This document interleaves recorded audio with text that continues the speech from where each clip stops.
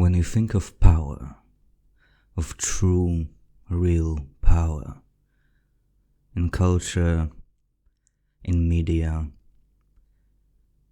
an image of a Roman emperor comes to mind, sitting at the Colosseum with capability to decide over somebody's life or death. And I thought to myself, well, isn't it right?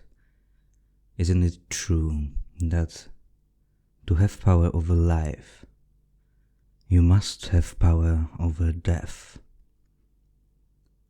You must be able to choose. Hence, Terry Pratchett. You might know him, or at least his works. He used to be quite popular, and I think his works still remain beloved. He was a fiction, fantasy writer, but a great one. And he was best known for that. He was in fact even knighted for his influence and contribution to literature. But there is something else about him that I find mighty interesting. Because you see, Terry Pratchett got Alzheimer's, and when he found out, he started to speak up about something that I guess many people are not comfortable with, and that is choosing how you die. He spoke about it, he made a documentary about choosing euthanasia, and he was very much for it. He knew his mind would deteriorate. He knew that if he kept on living, he would become a shadow of a person he was, and he argued that he should have a chance, a possibility to remain civil, to choose how to be remembered,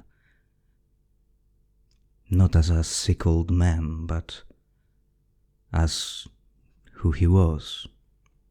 And I do not wish to muddy the waters of his memory, because, to be fair, he did bring quite a lot of joy and wisdom to people like me, and yet there is something interesting that I don't really know if it's true or if it's something I believe in, but it is something I kind of wish happened, however that might sound in this context.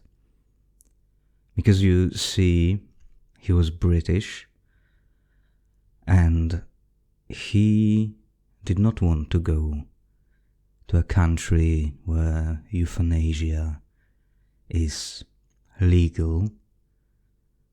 He argued that he should have a chance to breathe in his final breath in the land that was his home, and he wanted to have a chance to tie up all unfinished business and say goodbye to his family and friends, and he didn't want to fly out to do that.